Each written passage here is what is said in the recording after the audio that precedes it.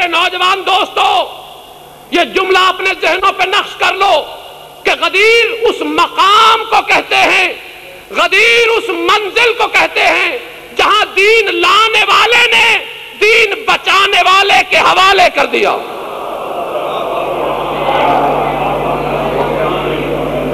غدیر اس بات کا اعلان ہے کہ اب دین اس کے حوالے ہے،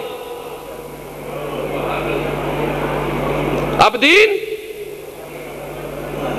امام کے حوالے ہے۔ توجہ چاہتا ہوں، جملہ بہت بڑا ہے جو کہنا چاہتا ہوں، اللہ جانے زمین پہ گرے گا یا کسی کے ذہن میں نقش ہوگا۔ میرے نبی کے کمالات کا جوہر یہ ہے کہ میرے نبی نے امام کا اعلان کیا،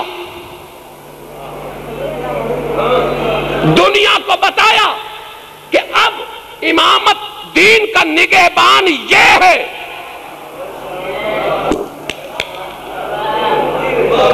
توجہ اس لیے چاہ رہا ہوں بار بار کہ جو جملہ کہنا ہے وہ ضائع نہ ہو جائے۔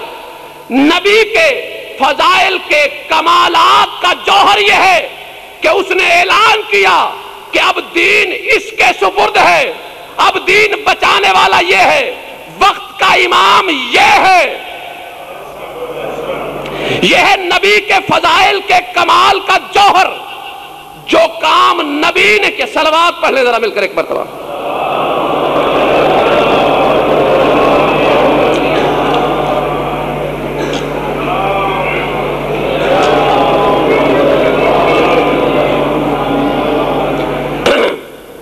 جو کام میرے نبی نے کیا، پھر دوہرا رہا ہوں، کیا کام ہے جو فضائل کے کمال کا جوہر ہے؟ کہ یہ اعلان کیا کہ اب امام کون ہے، دین کا وارث کون ہے۔ اب توجہ میری طرف رکھنا، ذرا نظریں میری نظروں سے ملاؤ۔ یہی جوہر زینب میں بھی موجود ہے۔ نبی نے تپتے ہوئے صحرا میں اعلان کیا تھا، زینب نے جلتے ہوئے خیموں میں اعلان کیا۔ یہ جو بی بی نے پوچھا ہے، آپ بار بار سنتے ہیں سجاد سے کہ سجاد تو وقت کا امام ہے، یہ بتا خیموں میں جل کے مر جائیں یا باہر نکل جائیں؟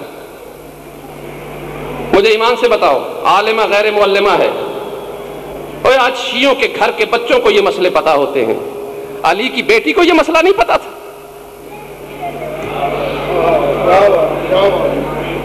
کیا ہو سکتا ہے کہ علی کی بیٹی اپنے علم میں اضافے کے لیے پوچھ رہی ہو؟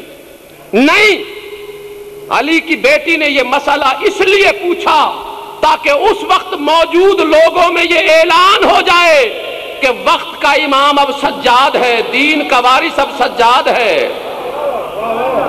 اللہ عظمت علیہ، دین کے وارث کا اعلان کیا۔ جو کام نبی نے غدیر میں کیا وہ زینب نے تپتے ہوئے جلتے ہوئے خیموں کے اندر کیا۔ نبی نے جب فضائل کے کمال کا جوہر دکھایا تو امامت کا اعلان دو طرح سے کیا، ایک زبان سے اعلان کر کے کیا، ایک امام کو ہاتھوں پہ اٹھا کے کیا۔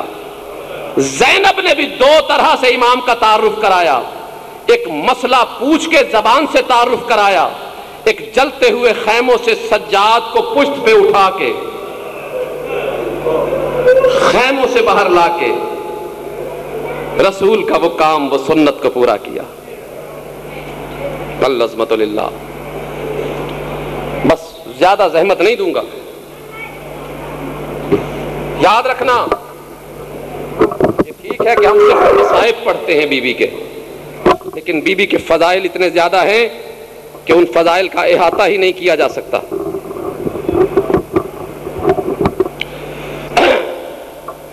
ایک بات یہ بھی ہے کہ لوگ کہتے ہیں جی یہ کون سی سائنس ہے، یہ کیا فلسفہ ہے کہ بی بی کے پاس فضائل بہت زیادہ تھے۔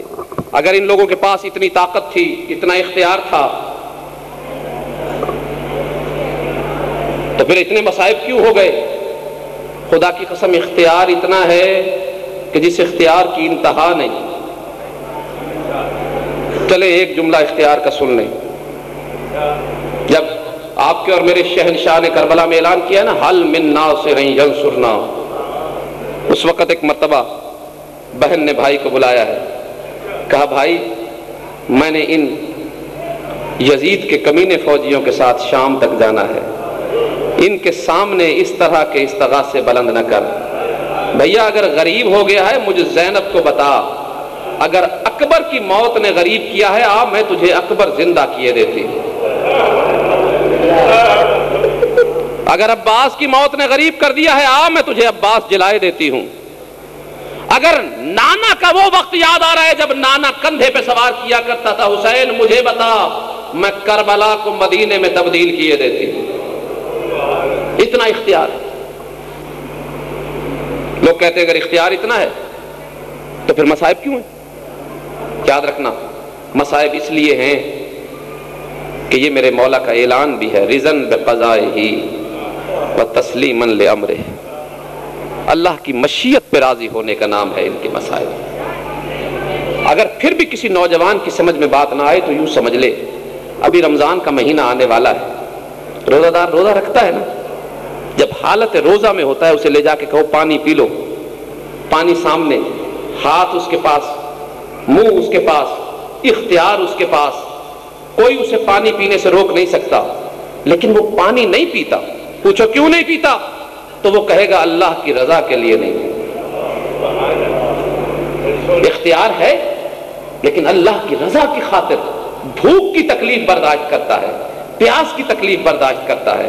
جس طرح ہم اور آپ رمضان میں بھوک اور پیاس کی تکلیف اللہ کی رضا کے لیے برداشت کرتے ہیں، انہوں نے کبھی اکبر کی شہادت کو برداشت کیا، کبھی اصغر کے تیر کو برداشت کیا، کبھی عباس کے بازوؤں کو برداشت کیا، کبھی زینب کی چادر کے لٹنے کو برداشت کیا۔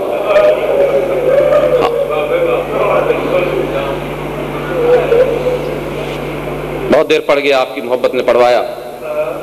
اختیار کا ایک جملہ اور ذہن میں آ گیا، وہ بھی بیان کرتا چلوں۔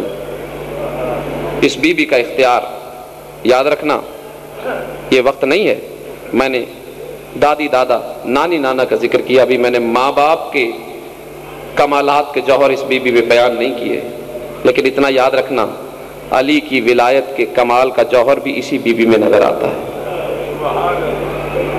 دربار یزید میں ابھی میرے بھائی مجھ سے پہلے جو پڑھ رہے تھے وہ بیان کر رہے تھے، کوئی مسخرے ناچ رہے تھے، کوئی ڈھول بجا رہے تھے، کوئی تالیاں بجا رہے تھے، ایسے میں علی کی بیٹی نے خطبہ دینا شروع کیا۔ علی کی بیٹی کا خطبہ سننے کے لیے کوئی آمادہ نہیں تھا، کوئی تیار نہیں تھا، اس لیے کہ شوری دربار میں اتنا تھا۔ اس وقت تاریخ کہتی ہے کہ علی کی بیٹی نے ایک مرتبہ اپنے بابا کے اختیار ولایت میں سے تھوڑا سا اختیار استعمال کیا اور ایک جملہ کہا کہ اسکت، خاموش۔ ادھر علی کی بیٹی نے کہا خاموش، ادھر تالیاں بجانے والا تالی بجا رہا تھا، ہاتھ ہاتھ سے ٹکرا رہا تھا، آواز نہیں آ رہی تھی۔ خوشامدی منہ سے آوازیں نکال رہے تھے، منہ چل رہا تھا، آواز نہیں آ رہی تھی۔ لوگ ہنسی ٹھٹے میں چیخنے کی کوشش کر رہے تھے، گلے ہل رہے تھے، آواز نہیں آ رہی تھی۔ حتیٰ کہ تاریخ کہتی ہے دربار کے باہر اونٹ گزر رہے تھے، اونٹوں کے گلوں میں گھنٹیاں ہوتی ہیں، گھنٹیاں جب اونٹ چلتے ہیں آپس میں ٹکراتی ہیں، گھنٹیاں آپس میں ٹکرا رہی تھیں، آواز نہیں آ رہی تھی۔ وہ اونٹ چلانے والے گھبرا گئے، ایک نے دوسرے سے چیخ کے کہا دیکھو تو صحیح لگتا ہے قیامت آ گئی، اونٹوں کے گھنٹیوں کی آواز ہی آنی بند ہو گئی ہے۔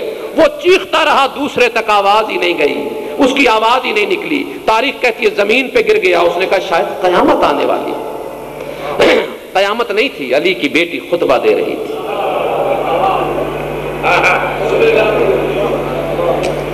ایسے میں جب علی کی بیٹی نے خطبہ دیا ہے نا، اب جو خطبہ دیا ہے ہر شخص کے کانوں میں آواز گئی، ہر شور ختم ہو چکا تھا، ہر آواز بند ہو چکی تھی، اور اس خطبے کے جانے کا اثر یہ تھا کہ بہت سارے لوگ تو روتے ہوئے دربار سے اٹھ کے چلے گئے۔ جو دربار میں بیٹھے رہے انہوں نے یزید سے اپنا منہ پھیر لیا، یزید نے اپنے آپ کو تخت پہ اکیلا محسوس کیا۔ علی کی بیٹی نے خطبہ مکمل کیا، ایک مرتبہ دائیں بائیں دیکھا، سجاد نے کہا پھپھی اماں کسے تلاش کر رہی ہو؟ کہا سجاد میرے بابا نے مجھے 20 رمضان کو یہ کہا تھا شہادت سے پہلے کہ بیٹی خطبہ دیتے ہوئے گھبرانا نہیں، تو دربار میں اکیلی نہیں ہوگی، میں علی بھی موجود ہوں۔